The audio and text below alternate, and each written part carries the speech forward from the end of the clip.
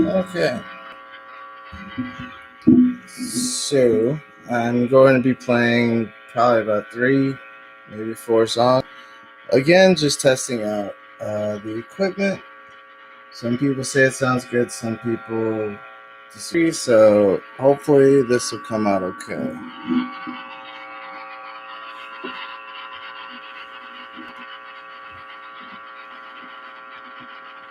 Okay.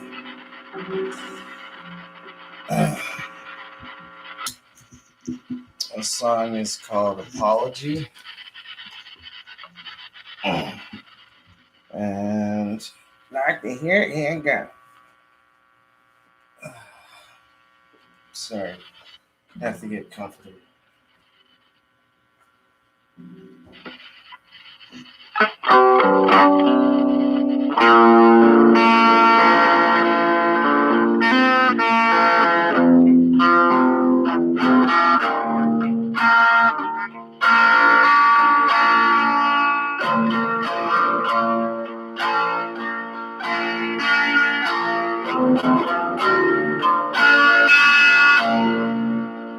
You must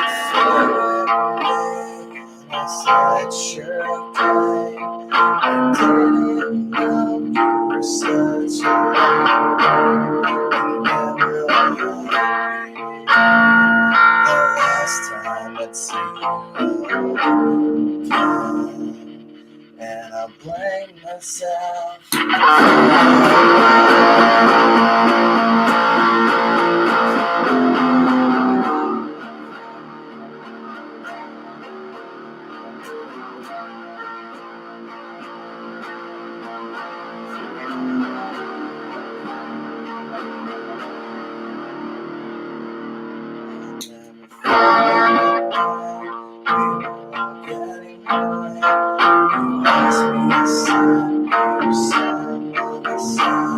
I said that's fine.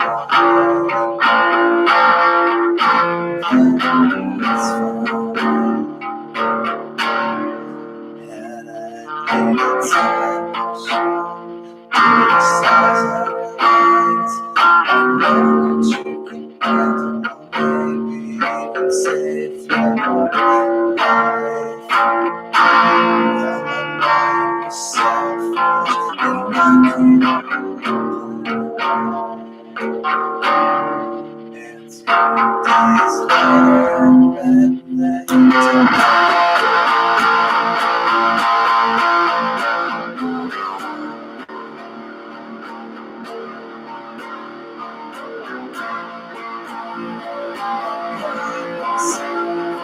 I'm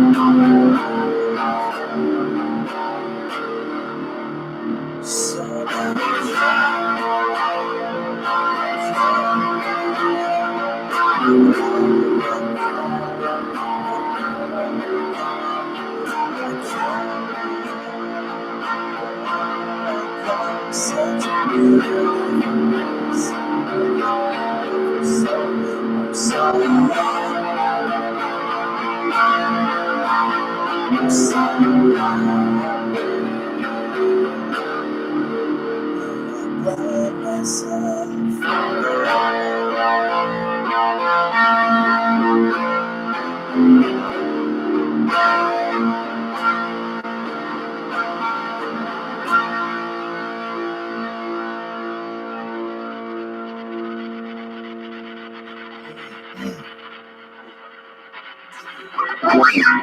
Okay.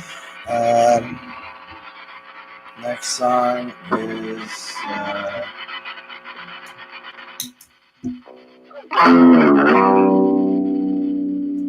is called "I'm Nothing to You," and the whole song is actually a true story of one night when I completely misread, and I was asked to.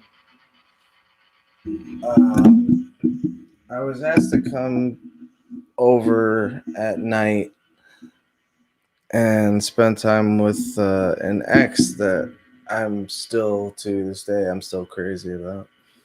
And yeah, we spent the night together, And then the next morning, I thought, this is great. This is, you know, we weren't drunk. So it's like, it's not like it was just a drunken mistake or anything. And yeah, finding out that it all meant nothing was probably more painful. To me, it was more painful than anything. And it, to write about this is more than just bleeding on paper to me. I don't know, it was leaving a real memory on paper and leaving real pain that I still carry to this day. Um, and, it showed me how much I was worth to her. And I guess I wasn't worth trying again for. And it put me in a funk for years. Um, I couldn't look at myself the same anymore. And I don't know if I'm past that, honestly. Um, that's the song that I'm going to play. The song before that was Apology. Another true story that is just sad. I mean, when you have a friend that does drugs and your clique does drugs, everybody thinks that they're all in the same boat, they're all in the same capacity level. You don't really put in effect that, you know, some people are, um, the tolerances are different, and I had a high tolerance naturally, thinking either I was some sort of Superman or I don't know, but it led a lot of people to trying to keep up with me, and that never ends well for them. And I don't like having the tolerance I have, but I've had it since I was a kid. I remember first smoking pot, and it took a bit to get me stoned, and it took a bit of coke the first time I tried to get me to feel anything. So I just naturally thought everybody was on the same wavelength, and um, a friend of mine got slipped some extra stuff, and she took it with her, and she ended up dying alone because I guess she had hurt herself, and nobody knew because she was not. She was in a hotel, I believe, and yeah, I was told a couple days later, and it's just one of the many ghosts that live in my closet, along with the skeletons that I leave behind. And the only way I know how to deal with these things is by writing about them. So, all right, this song is called "I'm Nothing to You."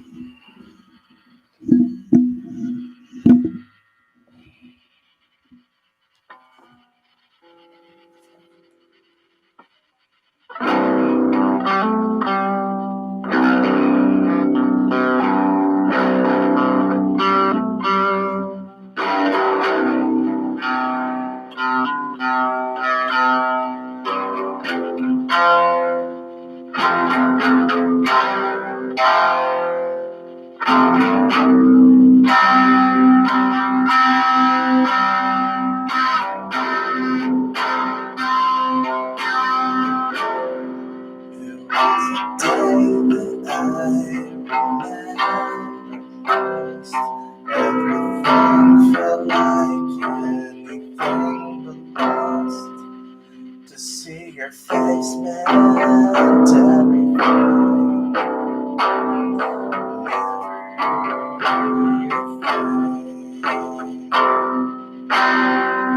I remember waking up and my mouth was full of all the things I would say to you, but I could say nothing.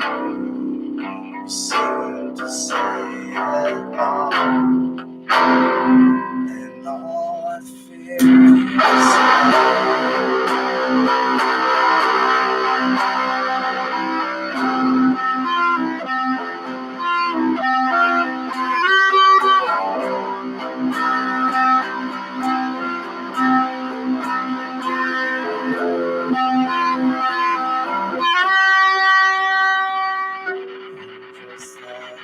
I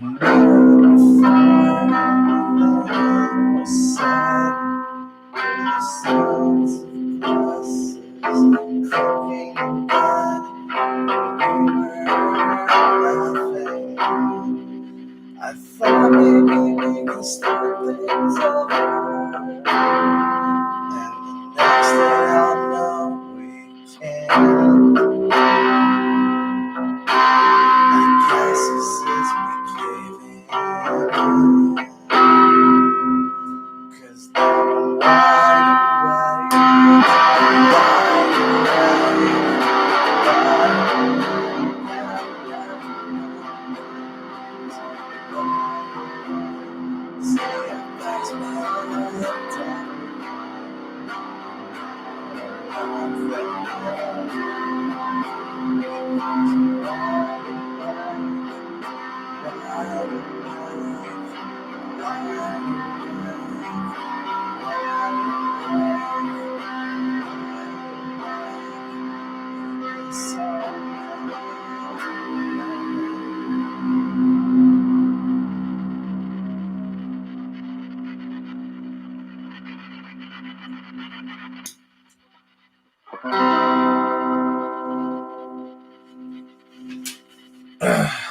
Okay.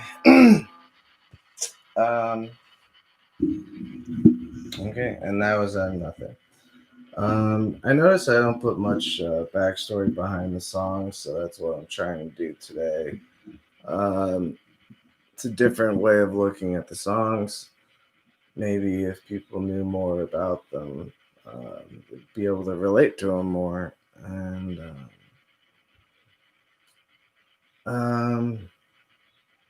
okay, this next song is gonna be more of an upbeat song.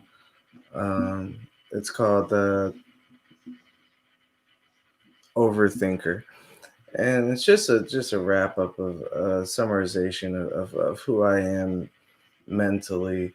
I constantly overanalyze everything. I mean, when I got my first laptop, sadly, I was in my 30s, and I'm still using that laptop.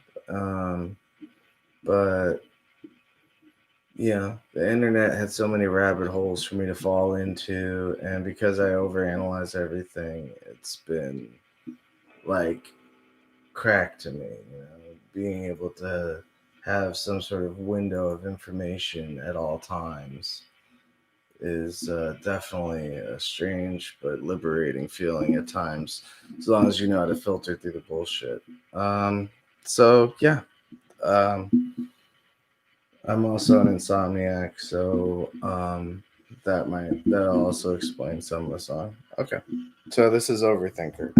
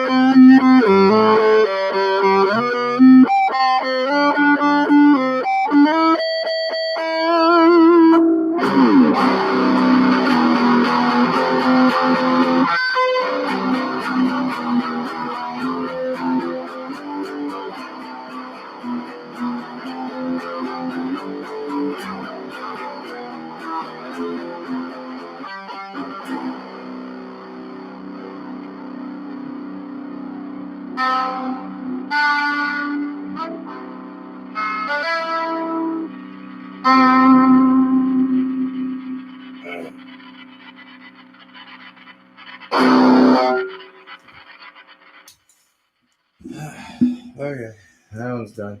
All right. This is the last one I'm gonna do. The song's called Catalyst. Catalyst is really kind of like a retrospective of what I had gone through when it comes to serious relationships in my life. I've had 2 serious relationships. One was, one was my first love, and that lasted a long time, almost 10 years, and then the next one was almost the same amount. It's like I can't go 10 years. It's like I have like an 8-year limit or something. I mean, I always tell people that you're going to hate me after a month after we sleep together. Eventually you'll hate me. And I don't even know why. It's honestly half the time I've done nothing wrong, but I'm just always in the wrong place at the wrong time, I guess. If it's my fault, I'm happy to take the blame for it. But when things aren't, that's tends to be the battles I lose, is the ones I should have nothing to do with, but I'm just believed to have some sort of connection with some lie. So this was me being honest with myself and the 2 most significant relationships I've had, and trying to be as honest as possible as to what they were in terms of kind of like what I did wrong in both cases. So Catalyst is definitely about 20 years and 2 really long relationships that eventually went nowhere, and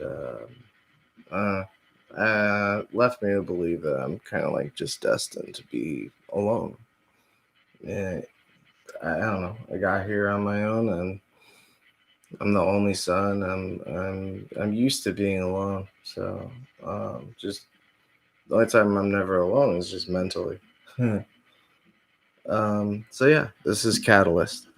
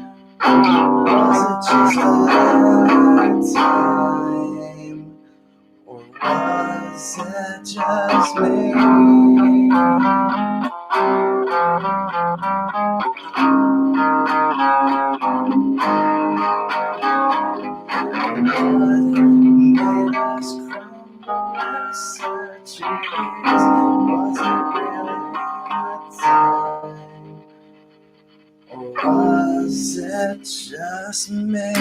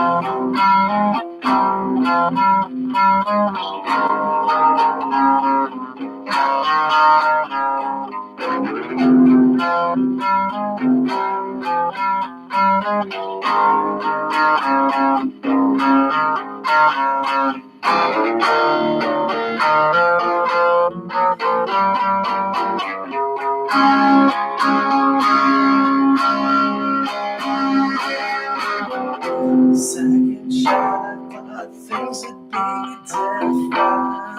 And learn from my mistakes. How it can spiral so quickly and end up the same. And all I know is that no little things can lead to.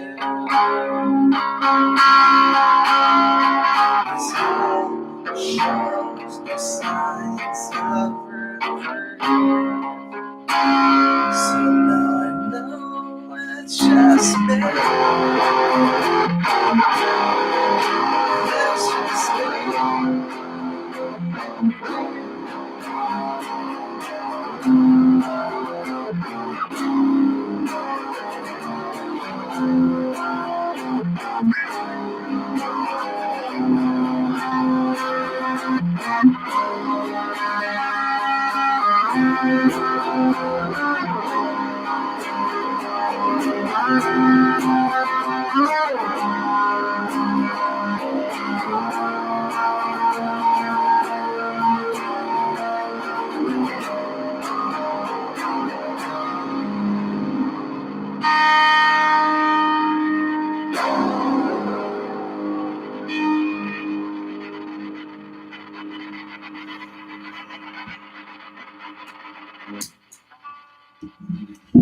Okay, and that was Catalyst, and that has been a fun little introspective of 4 songs of mine. So I'm gonna try to do this again.